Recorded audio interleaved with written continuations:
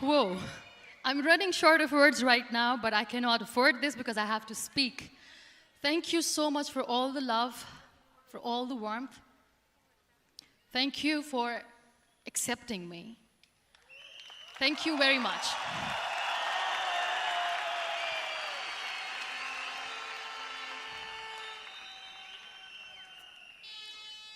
Well, I always start my talk with a disclaimer. And that disclaimer is that I've never claimed to be a motivational speaker. Yes, I do speak, but I feel more like a storyteller because wherever I go, I share a story with everyone. Well, it is a story of a woman whose perfectly imperfect life made her who and what she is today. It's the story of a woman who, in pursuit of her dreams and aspirations, made other people realize that if you think that your life is hard and you're giving up on that because you think your life is unfair, think again. Because when you think that way, you are being unfair to your own self. It's the story of a woman who made people realize that sometimes problems are not too big. We are too small because we cannot handle them.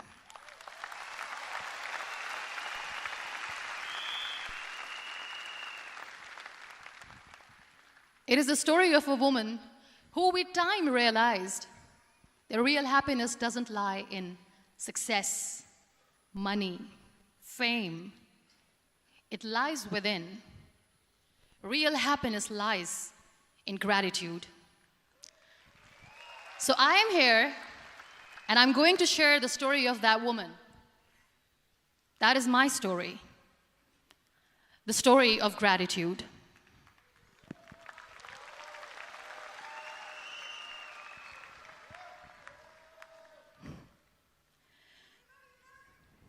I love you too. I love you all.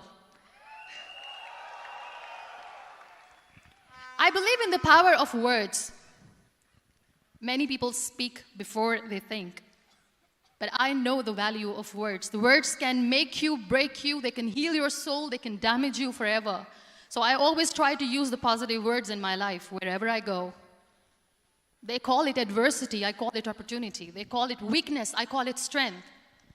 They call me disabled, I call myself differently abled. They see my disability.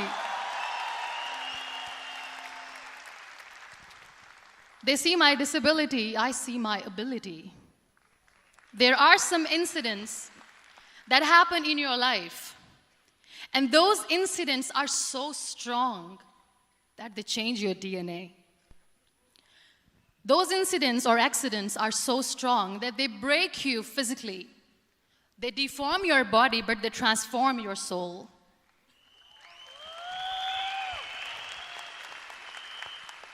Those incidents break you, deform you, but they mold you into the best version of you. And the same thing happened to me. And I'm going to share what exactly happened to me. I was 18 years old when I got married. And this thing I'm sharing for the very first time on an international level. I was 18 years old when I got married. I belonged to a very conservative family, a Baloch family, where good daughters never say no to their parents. My father wanted me to get married. And all I said was, if that makes you happy, I'll say yes. And of course, it was never a happy marriage. Just about after 2 years of getting married, about 9 years ago, I met a car accident.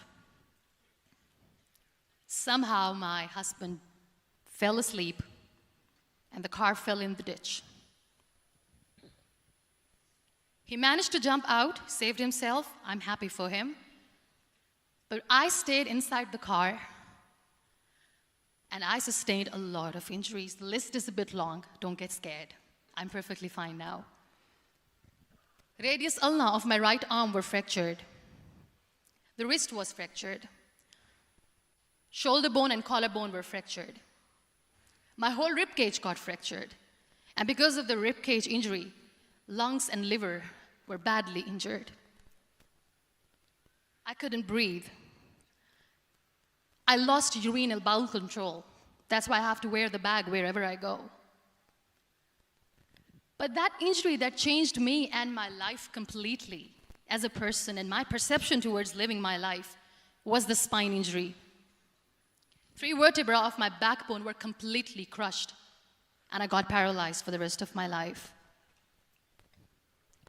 So this accident took place in a far-flung area in the outskirts of a very small province, Balochistan, where there was no first aid, no hospital, no ambulance. I was in the middle of nowhere in that toppled car. Many people came to rescue. They gave me CPR. They dragged me out of the car.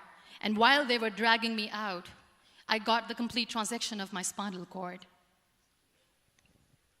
And now there was this debate going on. Should we keep it here? She's going to die. Where should we go? There is no ambulance. There was this 4-wheeler Jeep standing in the corner of the street. They said, put her in the back of the Jeep and take her to the hospital, which is 3 hours away from this place.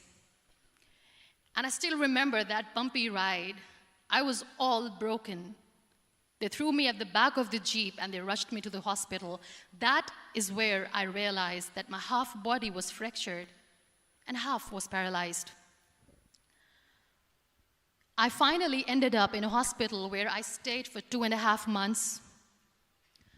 I underwent multiple surgeries.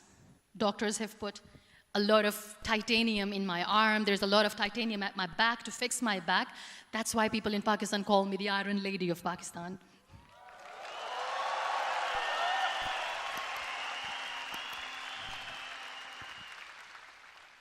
Sometimes I wonder how easy it is for me to describe all this all over again.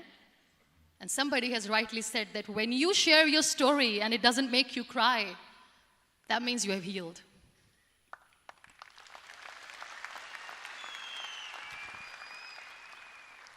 Those 2.5 months in the hospital were dreadful. I will not make up stories just to inspire you. I was at the verge of despair. One day, doctor came to me and he said, well, I heard that you wanted to be an artist, but you ended up being a housewife. I have a bad news for you. You won't be able to paint again because your wrist and your arm are so deformed, you won't be able to hold a pen again. And I stayed quiet. Next day, doctor came to me and said, your spine injury is so bad, you won't be able to walk again. I took a deep breath and I said, it's all right. The very next day, doctor came to me and said, because of your spine injury and the fixation that you have in your back, you won't be able to give birth to a child again. That day, I was devastated. I still remember, I asked my mother, why me? And that is where I started to question my existence. Why am I even alive? What's the point of living? I cannot walk, I cannot paint, fine, I cannot be a mother. And we have this thing in our heads, being women, that we are incomplete without having children. I am going to be an incomplete woman for the rest of my life. What's the point? People are scared. They think I will get divorced. What is going to happen to me? Why me? Why am I alive? We all try to chase this tunnel. We all do this because we see light in the end of the tunnel, which keeps us going. My dear friends, in my situation, there was a tunnel that I had to roll on, but there was no light. And that is where I realized that the words have the power to heal the soul. My mother said to me, this too shall pass. God has a greater plan for you. I don't know what it is, but He surely has.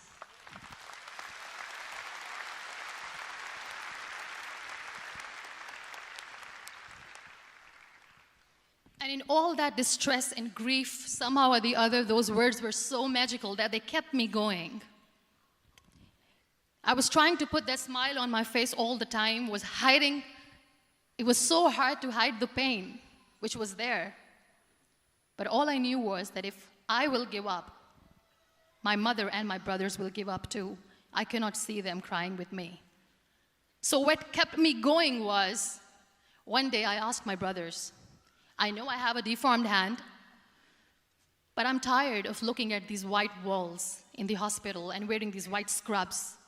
I'm getting tired of this. I want to add more colors to my life. I want to do something. Bring me some colors. Bring me some small canvas. I want to paint. So the very first painting I made was on my deathbed, where I painted for the very first time. It was not just an art piece or just my passion. It was my therapy. What an amazing therapy it was. Without uttering a single word, I could paint my heart out. I could share my story. People used to come and say, what lovely painting, so much color. Nobody could see the grief in it. Only I could. So that's how I spent 2.5 months in my hospital, crying, never complaining or whining, but painting. And then I was discharged, and I went back home. And I went back home, and I realized that I have developed a lot of pressure ulcers on my back and on my hip bone. I was unable to sit. There were a lot of infections in my body, a lot of allergies. So doctors wanted me to lie down on the bed straight for not 6 months, for not 1 year, for 2 years. I was bedridden, confined in that one room, looking outside the window, listening to the birds chirping, and thinking maybe there will be a time when we'll be going out with the family and enjoying the nature. That was the time where I realized how lucky people are, but they don't realize. That is the time where I realized that the day I'm going to sit, I'm going to share this pain with everyone to make them realize how blessed they are, and they don't even consider them lucky.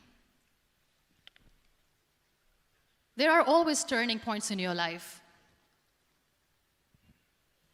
There was a rebirth day that I celebrated.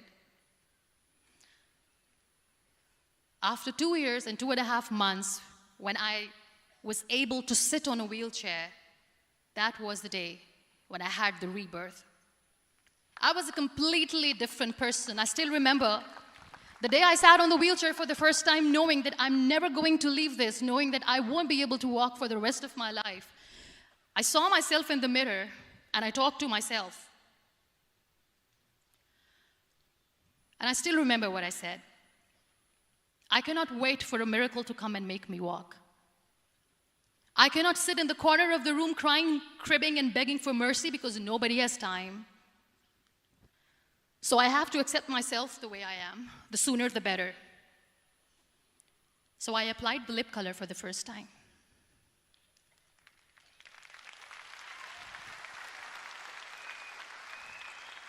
And I erased it. And I cried. And I said, what am I doing? A person on a wheelchair should not do this. What will people say? Clean it up. Put it again. This time I put it for myself. Because I wanted to feel perfect from within. I decided that I'm going to live life for myself. I am not going to be that perfect person for someone. I am just going to take this moment and I will make it perfect for myself. And you know how it all began? That day I decided that I'm going to fight my fears. We all have fears. Fear of unknown, fear of known, fear of losing people, fear of losing health, money. We want to excel in career, we want to become famous, we want to get money. We are scared all the time. So I wrote down one by one all those fears. And I decided that I'm going to overcome these fears one at a time. You know what was my biggest fear? Divorce. I couldn't stand this word. I was trying to cling on to this person who didn't want me anymore, but I said no. I have to make it work. But the day I decided that this is nothing but my fear, I liberated myself by setting him free. And I made myself emotionally so strong that the day I got the news that he's getting married, I sent him a text that I'm so happy for you and I wish you all the best. And he knows that I pray for him today.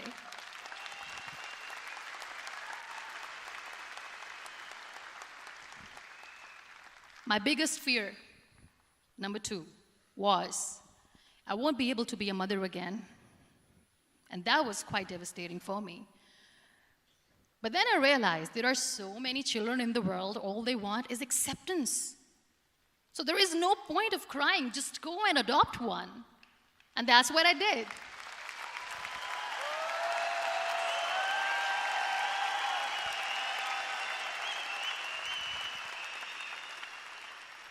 I gave my name in different organizations, different orphanages. I didn't mention that I'm on a wheelchair, dying to have a child. So I just told them that this is Muneba Mazari and she wants to adopt a boy or girl, whatsoever, but I want to adopt a kid. And I waited patiently. 2 years later, I got this call from a very small city in Pakistan. I got a call and they said, "Are you Muneba Mazari? There is a baby boy and would you like to adopt?" And when I say yes, I could literally feel the labor pain. I said, yes, yes, I am going to adopt him. I am coming to take him home.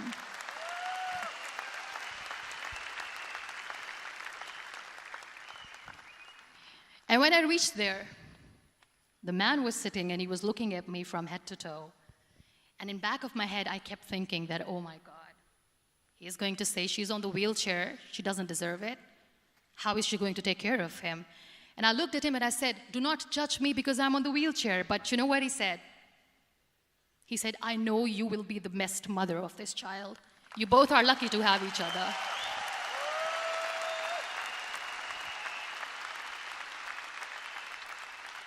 And that day, Niall was 2 days old, and today he's 6.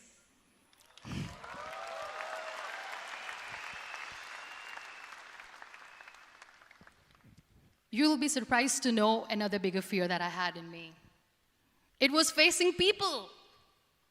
I used to hide myself from people. When I was on bed for 2 years, I used to keep the door closed. I used to pretend that I'm not going to meet anyone, tell them that I'm sleeping. You know why? Because I couldn't stand that sympathy that they had for me. They used to treat me like a patient. When I used to smile, they used to look at me and say that, "You're smiling, are you okay?" I was tired of this question being asked, "Are you sick?" Well, a lady yesterday at the airport asked me, "Are you sick?" And I said, well, besides the spinal cord injury, I'm fine, I guess.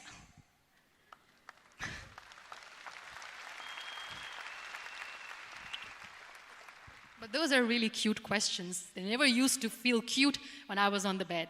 So I used to hide myself from people, knowing that, oh my God, I'm not going to see that sympathy in their eyes. It's all right. And today I'm here speaking to all these amazing people because I have overcome the fear.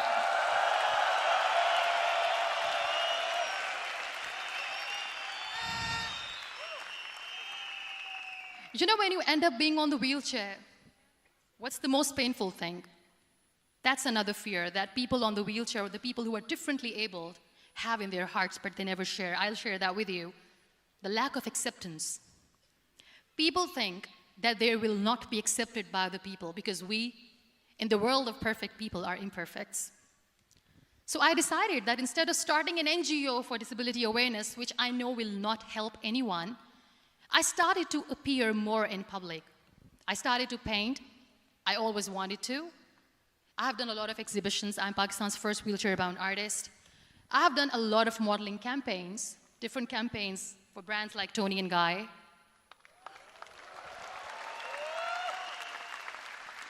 I have done some really funny, breaking the barriers kind of modeling. There was this one by the name Clown Town where I became a clown because I know that clowns have hearts too. And then I also decided that if I really want to make the difference, I am not going to let people use me for their polio campaigns where they will make you a victim and an emblem of misery and mercy and will say that, you know what, give polio drops to your children or they'll become like this girl. I decided that I'm going to join the national TV of Pakistan as an anchor person. And I've been doing a lot of shows for the last 3 years.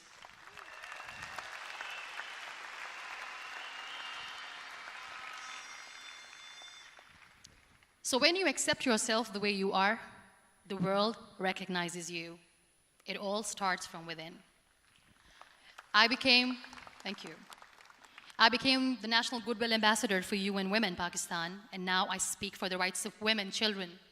We talk about inclusion, diversity, gender equality, which is a must. I was featured in BBC 100 Women for 2015. I'm one of the Forbes 30 under 30 for 2016. And it all didn't happen alone. You all are thriving in your careers. You have bigger dreams and aspirations in life. Always remember one thing. On the road to success, there is always we, not me. Do not think that you alone can achieve things. No. There is always another person who is standing behind you, maybe not coming on the forefront, but behind you, praying for you and supporting you. Never lose that person. Never.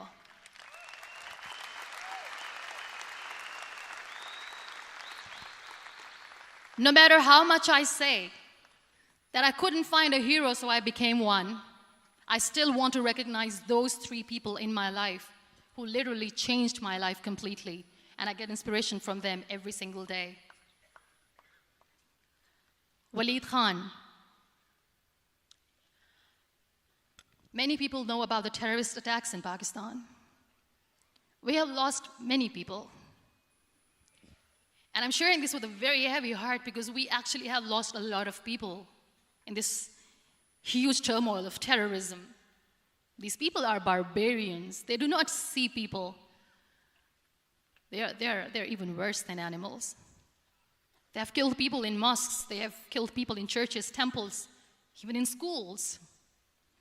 There was this terrorist attack in Army Public School, Peshawar, where these terrorists entered in an examination hall and they killed our children. And in that attack, that day, this beautiful boy, Waleed Khan, who was my hero, my real life hero, was the proctor who was taking care of the students, was keeping an eye on the students. Those barbarians shot him 3 times in the face, 5 times on his body, and he fell down. I was asked to give a talk in the school after a week of that terrorist attack. With a very heavy heart, I went there and I spoke. We sang a few national songs. I thought that maybe I've done my part, but deep inside, it was killing me. I could see children injured. I could see children sitting on the wheelchairs, looking at me, wondering, what next? What was our fault? Just because we were here to give examination, we have been shot. So many people, so many children lost their friends. Their classrooms were empty. The next day they went to the classroom. So this kid, Waleed Khan, I was asked that he is in a hospital right now, and you have to go and see him and motivate him and tell him that it's going to be okay. And when I saw Waleed Khan coming on the wheelchair for the first time in front of me, face was all deformed. His leg was fractured, his arm was fractured. He couldn't talk, he lost his teeth. He cannot sneeze, he cannot smell. He cannot eat. And I kept thinking, what should I say? That everything is going to be all right? No, nothing is all right. And while I was juggling with the words, what to say, what not to say, this beautiful child, Waleed Khan, came to me and he said, "Are you Muneba Mazari?" I said, "Yes." He said, "Baji, let's take a selfie."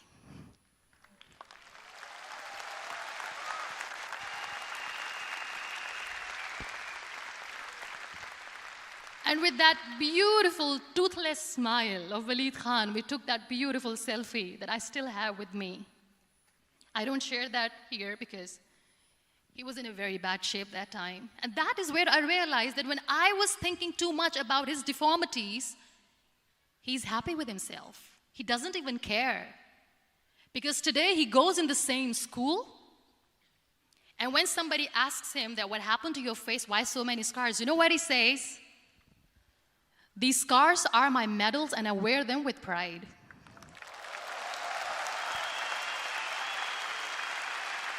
wanted me not to study. I am going to study. I will become a doctor one day. And this is my way of taking revenge from those terrorists. Another real-life hero, of course, my son. His name is Nile, N-I-L-E, River Nile. I learned so much from this kid. The first and foremost thing is patience. How to be patient when you know that your mother cannot walk, when you know that your mother is different from the other women, when you know that your mother cannot go out and play with you, how to stay calm. He loves football. And when we got the very first football, he was 4 years old. He was super excited. I still remember he came in the room and he said, "Mom, let's play football." And he kept the ball in my feet. And he said, "Let's kick it." And that day I felt disabled. I said, "I cannot kick the ball." And I was down with the same face. He looked at me and he said, "Well, that's all right. Your legs are not working, but your hands do. Let's play catch the ball."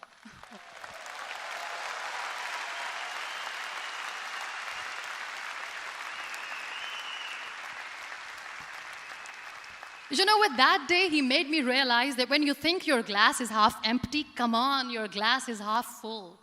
It's all in here and here. Last but not least, the woman who made me realize that heroes have no gender. The woman who believed in me even when I was completely at the verge of despair, where everybody left, she was there. And every time I looked at her, without saying anything, she used to look at me and said, "This too shall pass. God has a bigger plan. And one day you will say that, oh my God, that is why God has chosen me."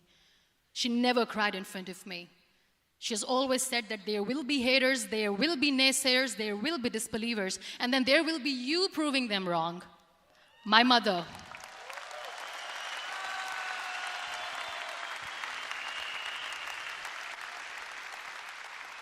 Whatever I am today, I'm nothing without her. I'm nothing without her. Thank you, Mama. I wish you were here. Thank you for making me who I am today.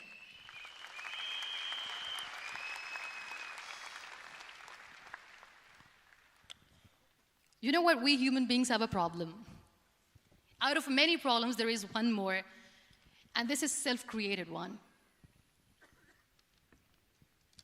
We always expect ease from life. We have this amazing fantasy about life. This is how things should work. This is my plan. It should go as per my plan. If that doesn't happen, we give up. So my dear friends, let me tell you one thing.